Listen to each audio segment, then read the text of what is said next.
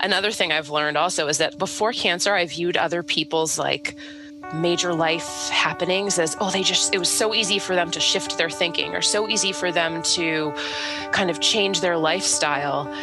And then I went through it and realized it's not. You're still the habits are so ingrained in you, and it takes intention. It takes effort. It takes accountability and willingness and practice to shift. This is Intentionally Ever After. Join intentional lifestyle coach Joe Bukartek for a series of personal conversations and coaching sessions with various people about how living with intention shows up for them.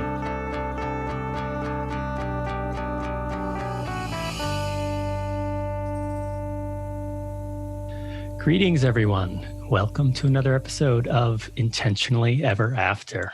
Today, I'm very happy to get to chat with my longtime family/friend, Nicole Goudreau-Green.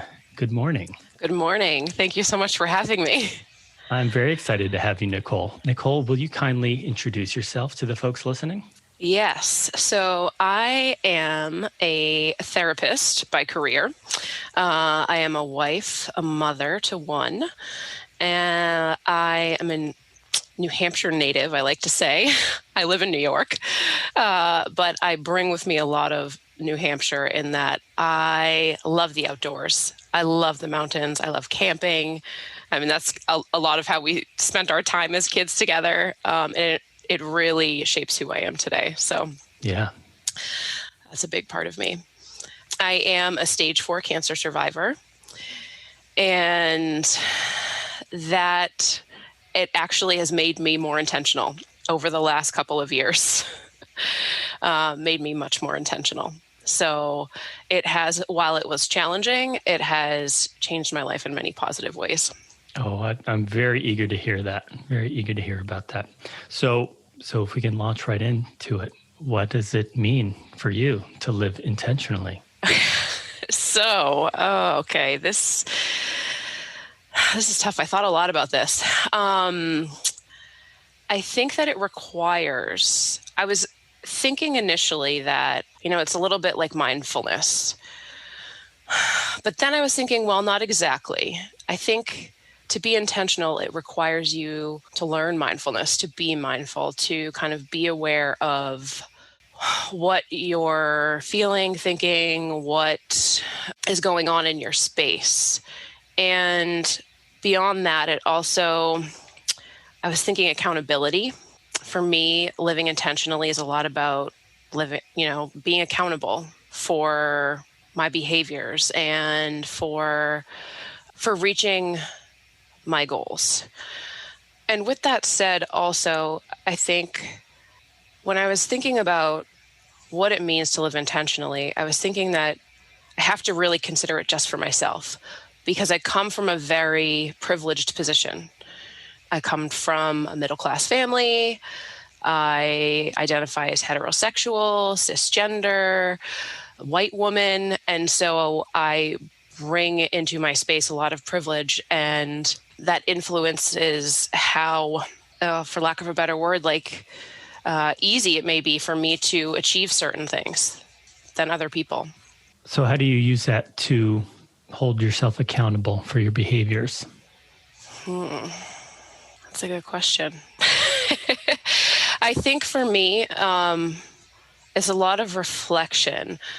As a therapist, as a wife, as a friend, I do, particularly for therapy, I do a lot of trainings, not just about, the modalities like dialectical behavior therapy or EMDR, but also about undoing racism and reading certain books or listening to podcasts that challenge my thinking or open up doors that I wouldn't necessarily have been inclined to open. Listening to people that don't look like me or haven't had the same upbringing as me. So considering different perspectives, is that what you're saying? Yes, yeah. Do you have a recent example, an effective example that other people might benefit from? Let me think about this. There's a couple of examples I can think of.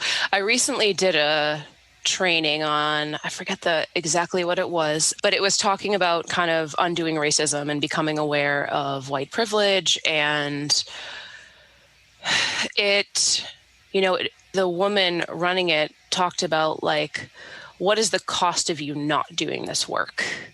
And that really hit me because particularly right now with the trials going on, sorry if this is getting a little heavy, but particularly right now with George Floyd and Derek Chauvin and the trials going on, I have listened here and there to the trials, but I haven't listened all the time. It's incredibly overwhelming. And I think to myself, that's a place of privilege to not necessarily feel like I have to listen to it fully. I think that I can't speak for every person of color. My husband, who is Black, he has been listening to it nonstop, and he cares very deeply about it, and I do as well. But he has been able to develop this ability to listen to hard things and to sit with hard things that I haven't had to develop. And for me, living intentionally is starting to develop that more, to really be able to sit with that uncomfortability, to sit with that, the sadness and guilt sometimes that comes up from it, and do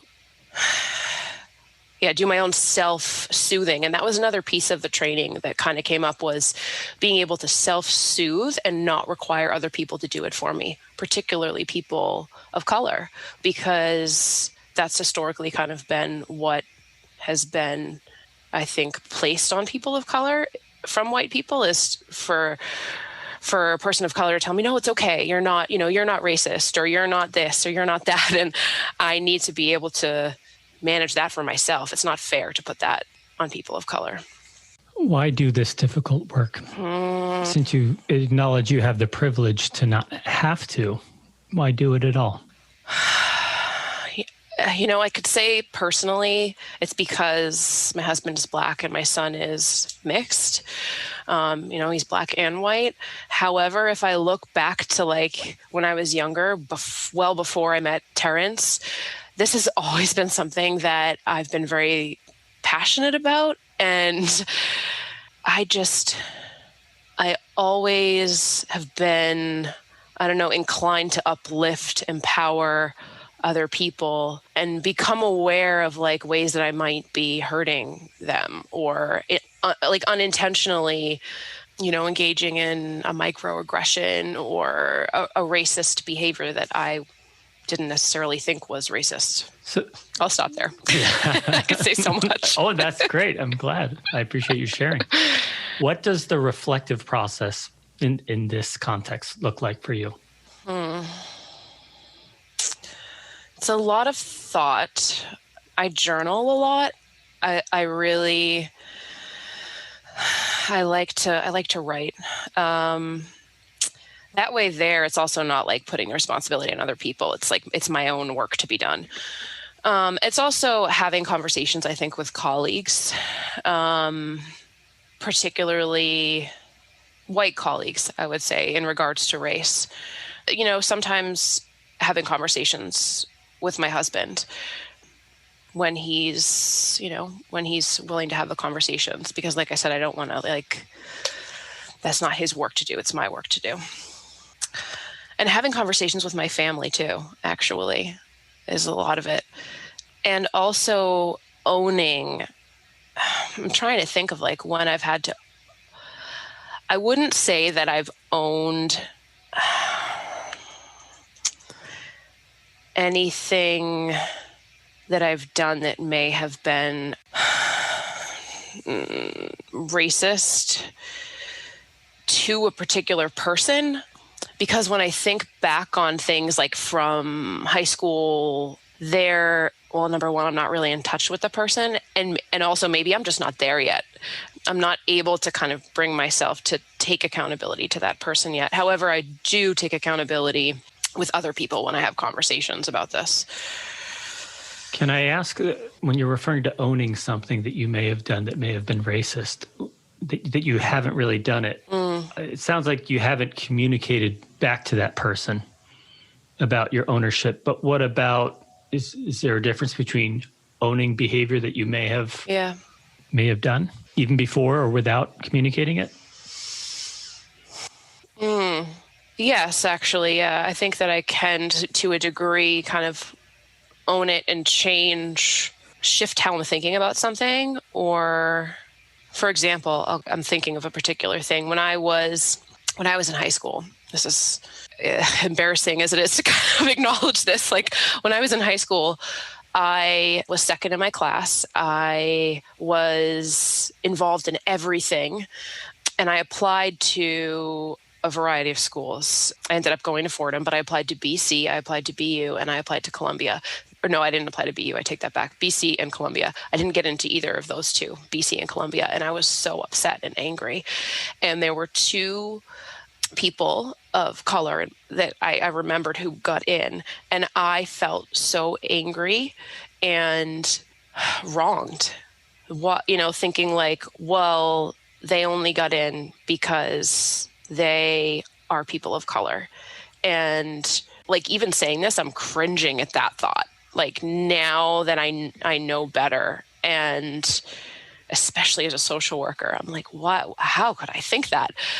But that really, I think, like, speaks to just how deeply ingrained white privilege is in all of us and myself. And I really work to challenge that and other notions that may come up that are similar within myself. Because that's not why, like, I don't know all of them. I didn't know them outside of school that well. And I had no idea what they got on their SATs. And I had no idea what their, family life was like. Who am I to say that? That's completely unfair, and it dismisses the qualifications that they do have to get into schools like that. Do you ever think about what you would say to high school, Nicole?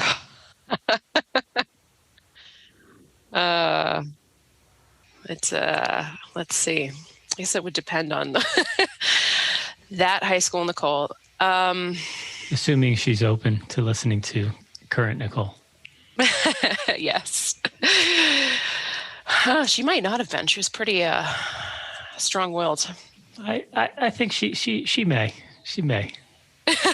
Let's assume that for the purposes of this. I would say like, Nicole, be gentle with yourself. Like, I think a lot of that came from my own space of like not feeling like I was good enough, or, my own self-doubt.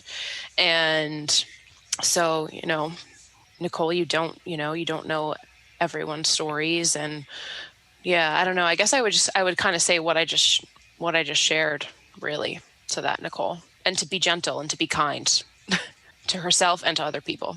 I think that's great advice, right?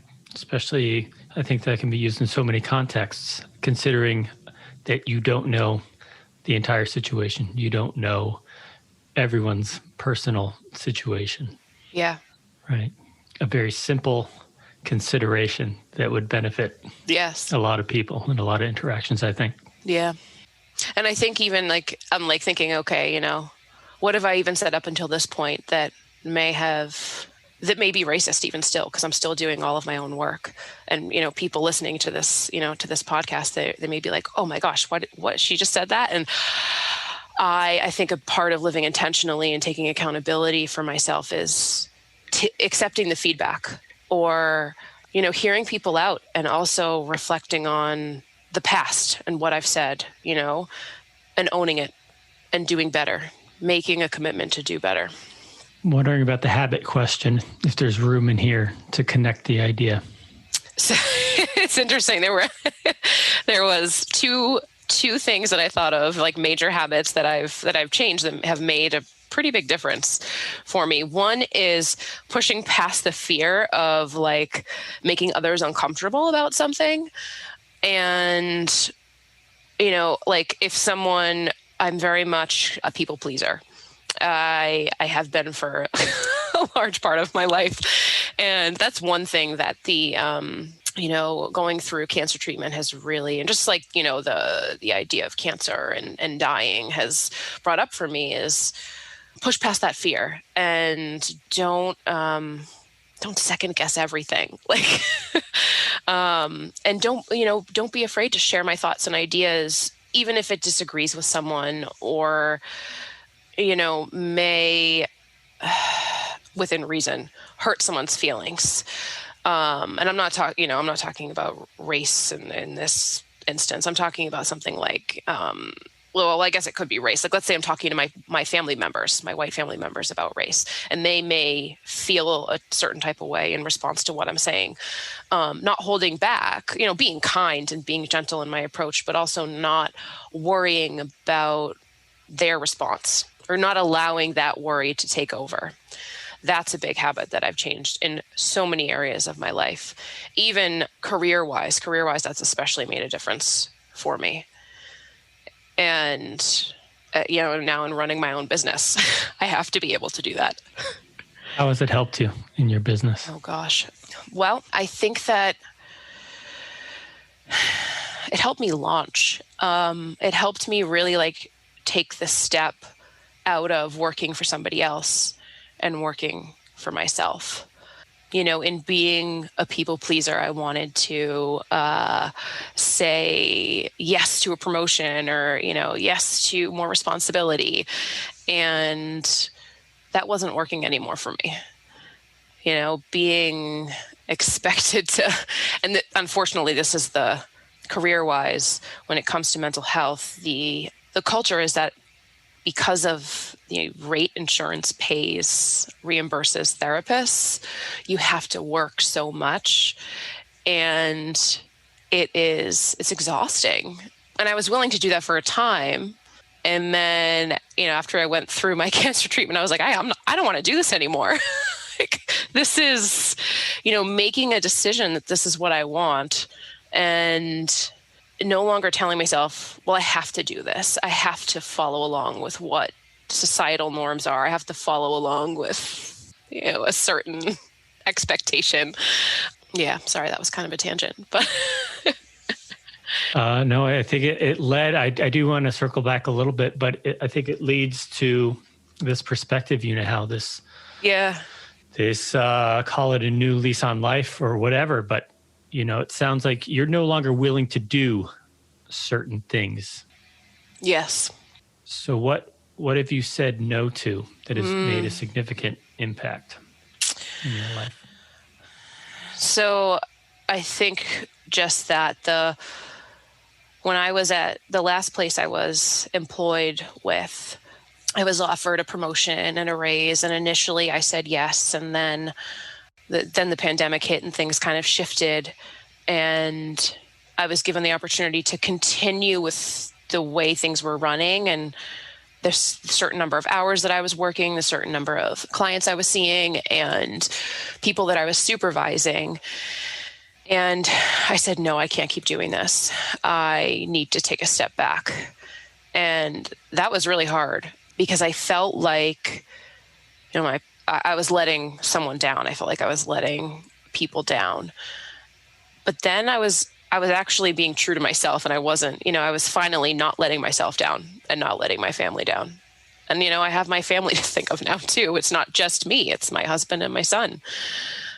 And, and wanting to really be present, in the time I do have. I'm not saying that there's like a poor prognosis for my kind of cancer. I'm in remission, thankfully, almost 2 years now. And they just don't know enough about my kind of cancer. So I don't know what the future holds for me. And so really trying to cherish what I do have now. And I have work to do on that. Don't get me wrong.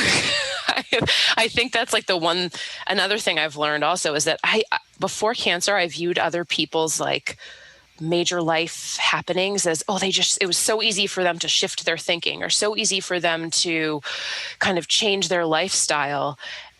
And then I went through it and realized it's not. You're still like, the habits are so ingrained in you, and it takes intention. It takes effort it takes, accountability and willingness and practice to shift.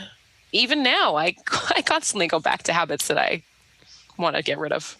What reminds you that they're habits to be retired, or that it's no longer serving you? I think for me, when I start to notice that I'm feeling resentful towards something or someone, that's a cue that I'm going back into old habits. Also, I think level of irritability, because old habits typically lead to exhaustion for me. I overdo it. And then when I'm exhausted or I'm not eating, healthy foods or making time to like meal plan or make those choices, I get more irritable. So paying attention to that. And is it you that pays attention to that, or is it members of your household that pay attention to that? Probably both. Yeah, some accountability maybe. Yeah.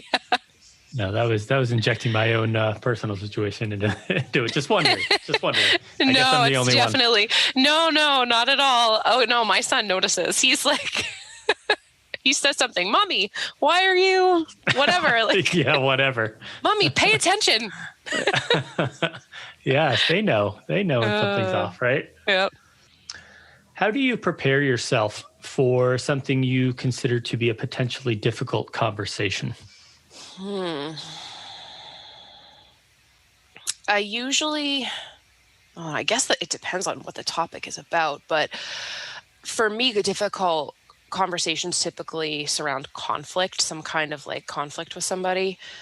And because of what you already know about the person, what's happened, or because of how you believe they'll react? Because of how I believe they'll react, and also because of what has happened, maybe what has occurred. I usually try to go into it like thinking about my own stuff, like what I need to own in the conversation. And I'm going to use a little bit of therapy jargon here. Like a lot of the time, how I think they'll react is my projection of my own stuff on them.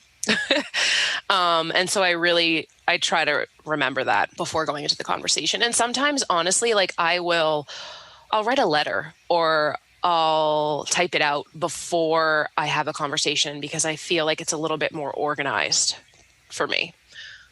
Because if it's an emotional topic, if it's going to bring up emotions for me, I tend to get very disorganized in my speech. And so I try to stay organized, because I know, as I teach my clients, that like staying on topic is very important. It can be really easy to get derailed. Yeah, I think that's very relatable. Yes. Yeah. So thank you for going along with this. So what happens, you're in the midst of the conversation, you've carefully prepared, you've drafted it out, you've practiced your script, so to speak, or your talking points, and a curveball comes and wham, there comes the emotion. How do you make your way through that? I usually pause. I'll usually stay silent. And sometimes, depending on who I'm talking to, sometimes they know I need to be silent for a second. Other times I will tell the person, give me a second. I'm just kind of like processing this. I'm just, I'm thinking about this. I want to be honest and authentic in my response to you. And I also want to be respectful. So I'm just letting them know like what's going on, being transparent. It's like you're calling out the stage direction. Yes. Yeah. It's like, please pause while I recalibrate my thoughts here. Yes. Yeah. I think that's great. Yeah. How effective is that? I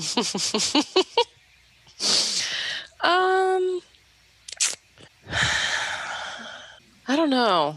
I think it's fairly effective. I think the pause sometimes is too long for people and I lose people. Because they're not used to it? Because they're not used to it, yep.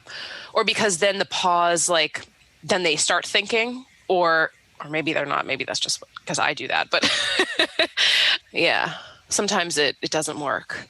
The other thing I'm thinking I do, particularly with my family, because I don't have to pause as much with my family, I breathe. I just like notice like, okay, I'm getting like, I'm feeling heat. I'm feeling shaky. I'm feeling tense. Like, or I need to breathe. Like check it, Nicole. Like, check yourself. It's okay.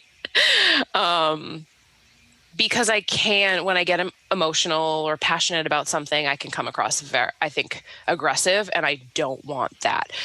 The message is lost, and it's not effective. Yeah.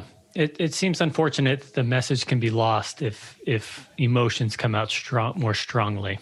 Yeah. Right. And it seems like it requires a certain heightened level of emotional awareness and emotional control to regulate that. Yes, everyone should be able to express and feel it, but one downside is other people then respond to that level of emotion instead of what you're actually trying to convey. Yep. So how does one overcome that? It's a good question. I assume I expect you to have all the answers to all these things. I think it's also recognizing that other people are emotional as well, that other people are going to have an emotional response, and that other people may be better skilled than you or not as skilled as you, and being able to sit with that as well, like not continuing to amp up the level of intensity. I'm trained to do this, to to allow emotion to come up. So I think I'm probably someone in my personal life who is able to do it maybe more effectively than someone who isn't a therapist. But really kind of being able to like hold space for that emotion, being able to like hold space for that anger or sadness or whatever comes up for the person, I think is important. You're kind of in having a conversation with someone, you're kind of asking them to hold space for you. So also do the same for them. Because you're trained, do you feel like you have the responsibility to maintain the emotional level of both sides of the conversation? That's an interesting question. I do feel the pressure to do that. Yes, totally. Am I like that in my personal life all the time? Definitely not. Definitely not. How about you? No, you're not allowed to ask me any questions.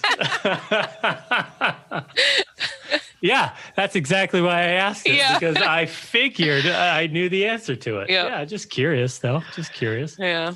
Yeah, with great power comes great responsibility, right? Exactly. You enter a conversation knowing that you have this ability, right? And yet sometimes you're like, I don't want to hold up. I don't want to hold back emotion. I don't want to hold, sometimes I just want to blah. Yeah. Sometimes it's that like thinking like I do this all the time. I don't want to do it when I'm home too. Like, but it's important. It seems important. Yeah. Yeah. Well, so now I'm curious now for maintaining sort of, not really balance, but how do you let yourself? Yeah. Blah. Right. Given that you have the ability to. So for me, and this is not something I do consistently, I will preach this to everyone, my clients in particular, but I don't always walk the talk.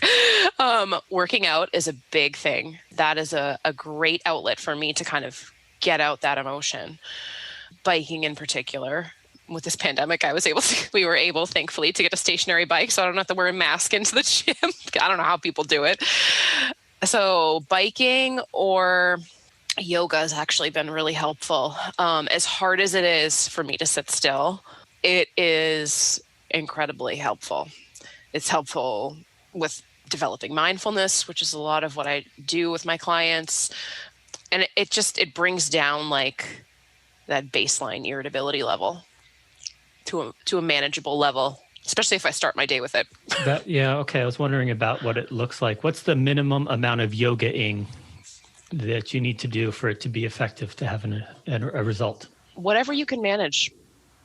I think and I say this because I think a lot of people come into mindfulness and yoga with like, I have to do this much of it, or I have to meet this certain goal, which then it puts you in a position of being less likely to do it or feeling overwhelmed by it, and you don't want that. So if you can do 5 minutes a day, great. If you can do 20, I'll usually go on like YouTube and find free yoga videos. Some of them are more physical. Some of them are more kind of like laying there, I guess what's called yin yoga. I'm still learning a lot about yoga. And sometimes I'll do it like 3 to 5 times a week. Sometimes I'll do it one, sometimes I'll do it none. I would say like 3 to 5 times a week is like a good sweet spot to be at. But whatever you can do is helpful. So how much a pop? Like 5 minutes? I would say 20. Yeah. Try to aim for 15 or 20. Yeah. Because 5 minutes really just doesn't. 5 minutes is good to like, 5 minutes is good if you're doing like a guided meditation or something like that. But it's hard to find a yoga like video or something to watch that's 5 minutes. They don't really exist. Maybe 10, but even that's really It's tricky. Yeah. Okay. It's not really a transition here for this next question because I want to keep asking you more about what we've talked about. But what area in your life feels just about perfect? Oh gosh. Well, much like my clients, I am also a perfectionist. And it's hard for me to say that anything is really near perfect. But I would say probably maybe my business. And I say that, or my career, I guess. And I say that because I'm in a space where I finally feel like I can breathe. I have time to take care of myself. I can, I'm going to say this, and I still listen to other people, but I like being my own boss and not having to like be told what or how to do it. And so being able to do that for myself is really great. I'm very happy to be in that spot. Also, I think I really enjoy my clients. I really enjoy my work. And that is, I'm able to do all this because I'm in private practice and because I am not accepting insurance, because I do charge people out of pocket, which is a controversial topic in the field. For a long time, I wouldn't let myself go there. And I'm a better therapist because of it now. I'm a better therapist because I'm not seeing 40 people a week. I'm not seeing 10 to 12 people a day. That makes sense. So it sounds like a bit of a win-win. Yes. Yeah, it trickles. I mean, it's career-wise, and then also trickles into my personal life. How much time I'm able to spend with my family, and how much time I'm able to self-care, particularly when it comes to food. I despise cooking. I think a part of that is like me railing against whatever is traditionally like the female thing to do. So I'm like, no, I'm not doing that. I'm very much a rebel. I always have been with that. But now I actually enjoy cooking now. It's actually kind of calming, and I feel so much better when I cook a meal versus eating out or eating in a rush or eating something processed. There's definitely a difference. Yeah. What's a good meal environment or a meal experience that you like cooking? Regardless of eating. We don't have to worry about the eating part. Like as you're enjoying cooking, what do you like cooking? Yeah. The cooking. I like something with directions. I need directions. And usually like something that's going to take between like 30 minutes to 50 minutes that doesn't use a ton of pots and pans, so I don't have to do a ton of washing after. It's actually I'm using Green Chef right now, but Green Chef, HelloFresh, all of those things, they're really helpful because it's already portioned for me, so it cuts down on time and it's healthy. So doing something like that. Yeah, I like to, and for a little bit I was following like a meal plan, and it gave me like a grocery list of everything I needed, which was so helpful. That's great. That's great. It reduces the decision fatigue immensely. Oh, yes, exactly. Exactly. Who is someone you admire, and what do you admire about them? This is hard. I admire a lot of people. I would say, The two people that come to mind when I think of this are my husband and my mom. And for very similar reasons, actually, that they're resilient, that they're persistent, that they don't give up no matter what is like in their way, that they aren't afraid to speak up and to do something that isn't necessarily the typical thing to do. My husband's definitely a little bit better at this than my mom, but my husband in particular has a way of like listening to people and having a conversation about something that he disagrees with the person completely on, but he's able to be kind and calm and gentle and really like be curious, genuinely curious. It's an incredible ability he has. I wish I could do it better myself. Sounds like a great model. Have you asked him about this? Have I asked him? I think I have. And he's said like, I just like challenging people. So he sees it as challenging, but it doesn't come across as challenging. I think he's like trying to kind of get them also to maybe think about things differently, more critically, perhaps. Yeah. Well, those are two pretty good models to have. Yeah. Or are these things that you're trying to model that you want to learn from and be like? Or do you just like that they're that way and you don't want to be that way?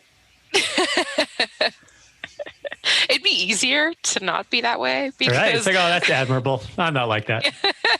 Yeah. It's definitely easier for me to not be that way. Easier to like, go with the flow. But I do try to do that. I do try to be like that more and more. And it gets easier with practice. Yeah, that makes sense.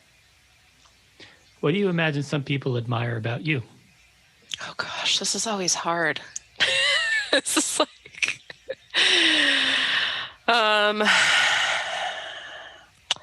I think it's interesting because what people have told me is not how I feel I am, but maybe I am. Like my sister in particular tells me she likes how honest I am.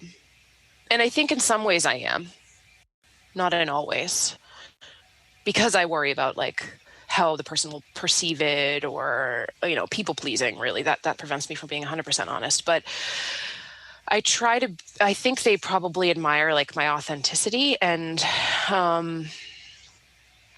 in particular, when it came to cancer and going through being diagnosed and the recurrence and going through treatment, I was tempted to not share with people like what was going on. And it's everyone has their own opinion about social media. It's good and bad. It's like it's a beautiful thing and an ugly thing. You don't have to take any one stance if you don't want to. You can take multiple. I take both, definitely. Right now I'm kind of like taking a break from social media, but personally, a break. Professionally, not so much. Professionally, I need to be there. But I think personally, I'm able to remain connected to a lot of people on social media. And I think we see a lot of like happy pictures or what's going well or a lot of brags and listens. I'm not saying we shouldn't do that. Yes, by all means do that. And I also think that sometimes it's important to share when things aren't going so well. And so I did share, when I had my recurrence, and I share occasionally, like when I have thoughts about, like reflections. I actually do. I think I hold myself accountable, actually, like going back to reflection and accountability. I think I hold myself accountable on social media a lot because people see it. And I think that, and it influences a lot of people. So if I can influence people, if I can have an impact, then I'm going to do it. And I think people have said to me, like, they admire that I'm honest about things, that I'm honest about my struggles with, whatever it is, but cancer in particular. And then how things are going well, like, and what I've learned from it. So I think even though when I was younger, I would say I was a pessimist, I think that that's shifted, and that's what people admire is my optimism or my ability to kind of get through it and come out on the other side. Sounds like your optimism has served you well. Yes. Sometimes it's a little, I can be a dreamer. How dare you? Which is, it's great for building a business. I need it for building a business. So what's the downside then of being a dreamer? Sometimes it's a little bit too unrealistic, or like I need to kind of, I think I need a reality check every now and then. Why? Because that's what I'm told. I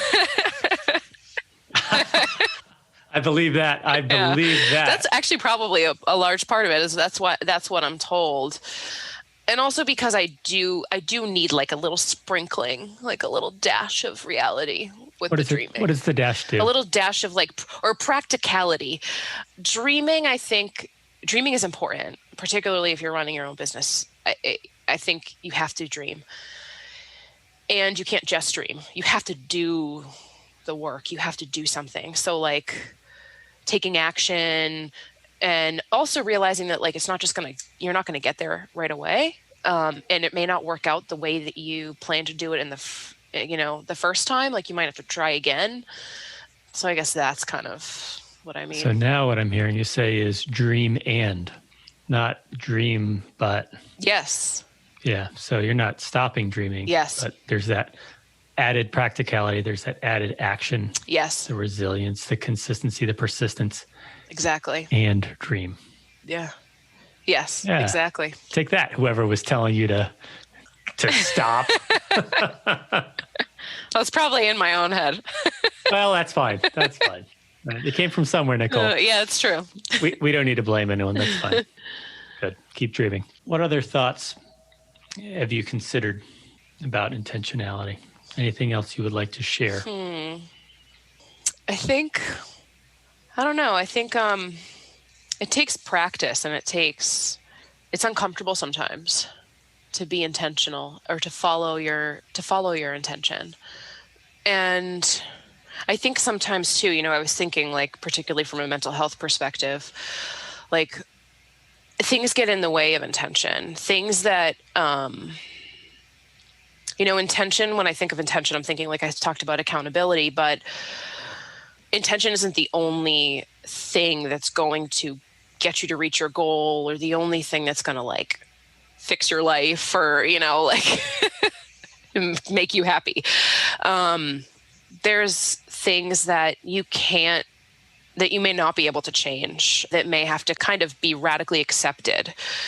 And there's, I think when it comes to like depression or anxiety, no level of intention is going to like potentially just, help you out of that, depending on how intense and severe the depression or anxiety or whatever substance, use disorder, whatever it is.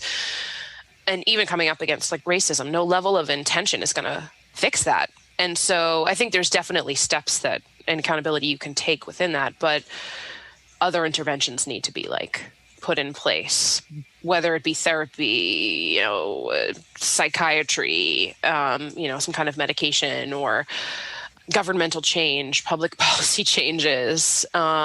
And I mean, I guess that, intention can kind of come into play there, and that you intentionally choose to, go to certain governmental meetings or public hearings or protests, things like that. But it sounds like showing up and doing something beyond maybe the status quo, beyond what you're typically used to, one might typically be used to. Yeah.